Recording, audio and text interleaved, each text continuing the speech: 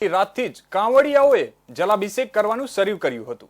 ત્યારબાદ રાતે 12 વાગ્યાથી મોટી સંખ્યામાં ડાક બમ અને શિવ ભક્તોએ અર્ધ દ્વારા જલાભિષેક કરવાનું શરૂ કર્યું હતું। આ દરમિયાન સમગ્ર શિવાલય હર હર મહાદેવ અને બોલબમના નાદથી ગુંજી ઉઠ્યું હતું। ત્રીજા સોમવારે જલાભિષેક માટે લગભગ 5 કિલોમીટર લાંબી કતારો લાગી હતી।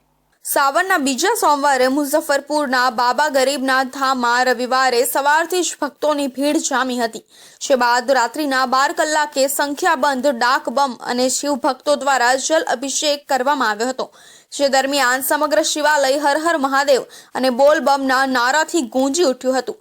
ત્રીજા સોમવારે બાબા નગરીમાં ભક્તોની ભારે ભીડ હતી, જેના કારણે જિલ્લા વહીવટી તંત્રને તેને સાંભળવામાં ઘણી મુશ્કેલીઓનો સામનો કરવો પડી રહ્યો હતો। ભક્તોની આટલી ભીડને કોઈની અપેક્ષા નહોતી, જેના કારણે ભક્તોએ શરૂઆતના થોડા કલાકોમાં જ અરાજકતાની સ્થિતિ સર્જાઈ ગઈ હતી। લગભગ સેંકડો શિવભક્તો ઘાયલ થયા, હજારો શિવભક્તોની તબિયત લથડી હતી। જો કે જિલ્લા વહીવટી તંત્ર અને મંદિર પ્રશાસન દ્વારા આરોગ્ય શિબિરનું આયોજન કરવામાં આવ્યું હતું, જ્યાં સારવાર બાદ તેની તબિયતમાં સુધારો થયો હતો।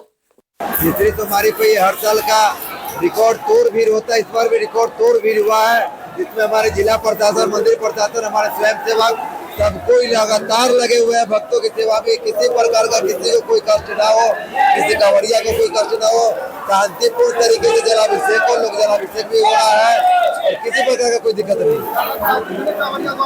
लगभग 5 से 6 लाख की संख्या में जलाभिषेक होने की संभावना है, सिर्फ कांवड़िया का लोकल भक्त छोड़ के।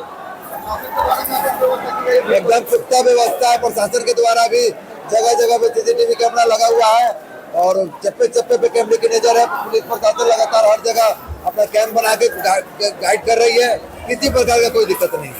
શ્રદ્ધાળુઓમાં અરાજકતા અંગે માહિતી મળતા ડીએમ સુબ્રત કુમાર સેન, એસએસપી રાકેશ કુમાર અને અર્બન એસપી અવધેશ દીક્ષિતે કંટ્રોલ રૂમમાંથી કાયદો અને વ્યવસ્થા ફરી સ્થાપિત કરી છે, જે બાદ સામાન્યની જેમ ભક્તોએ જલાભિષેક કર્યો હતો।